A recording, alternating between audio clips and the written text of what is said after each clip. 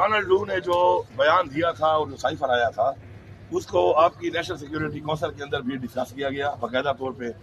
ہمارے ایمبیسڈر نے باقاعدہ طور پہ تصدیق کی اس کی کہ یہ بات چیت ہوئی ہے اور اس بات چیت کے نتیجے میں ہمارا بیانیہ ابھی بھی وہی ہے کہ یہ ایک سازش تھی اور اس کے بعد اس پہ ڈیمارچ بھی کیا گیا اور یہ کہتے ہیں کہ جی مداخلت تھی.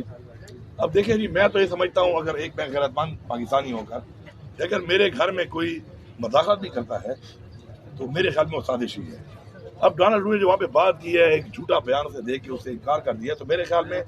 اسد مجید صاحب کو بلایا جائے, اس کو بلا کے پوچھا جائے کہ جو بات چیت تھی اگر یہ بات چیت نہیں ہوئی تھی تو سائفر بھیجا کس نے تھا. یہ تو ایک بہت بڑا سوال نشان بن رہا ہے. اگر وہ جھوٹ نہیں بول رہا اور سچ بول رہا ہے تو پھر وہ سائفر تھا کیا, اور جس سائفر کے اندر عمران خان صاحب کو اس وقت سزا دی جا چکی ہے انلیگل سزا, تو اگر سائفر تھا ہی نہیں تو سزا کس بات کی, اور اگر تھا تو پھر سازش تھی اور اس سازش کے اوپر ہمیں بالکل اس پہ احتجاج بھی ہم کرتے ہیں اور ہم حق رکھتے ہیں اس چیز کا کہ ہم اپنے ملک کے اندر کسی کی مداخلت بھی برداشت نہیں کریں گے.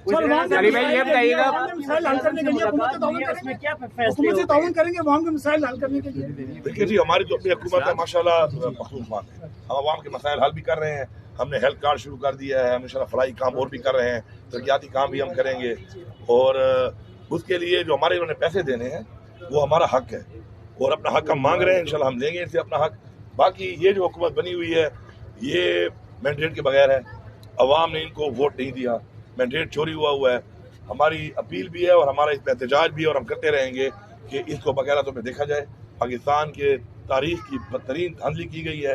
جس طریقے سے فارم 47 کو تبدیل کر کے 45 کو تبدیل کر کے فارم 47 تبدیل کر کے جو رزلٹ دیے گئے ہیں اس پہ ہماری 180 سیٹیں ہیں جو جس پہ انہوں نے تقریباً ہماری لگ بھگ مور دین 80 سیٹس انہوں نے چوری کی ہے. تو اب ایسی حکومت جو کہ عوام کے مینڈیٹ سے نہ آئی ہو, جس کے ساتھ عوام کی سپورٹ نہ ہو اور عوام کا مینڈیٹ چوری کر کے آئی ہو تو وہ کیا ڈیلیور کرے گی.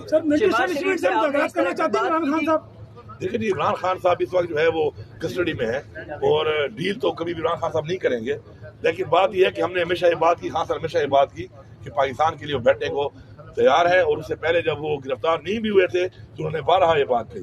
اب جو حالات اس ملک پہ بن چکے ہیں اور جس حالات سے ہماری قوم گزر رہی ہے, جو مہنگائی ہوئی ہے عمران خان صاحب کے جانے کے بعد, یہ پوری قوم جانتی ہے. یہ جو ایک ایڈونچر کیا گیا, تجربہ کیا گیا اس ملک کے ساتھ, اس سے نقصان کس نے اٹھایا؟ پاکستان کی عوام نے اور پاکستان نے. انشاءاللہ ہمیں پورا یقین ہے بہت جلد عمران خان صاحب رہا ہوں گے اور جو ملک کے یہ حالات بنے ہوئے ہیں اس سے عمران خان صاحب ہی ملک کو نکال سکتے ہیں. فارم 45 اور 47 کے حوالے سے وزیر اعظم سے بات ہوئی کوئی؟ یار وہ خود فارم 47 والا ہے, اس سے میں اس پہ کیا بات کروں گا, میں صبح کی بات کروں گا اس سے.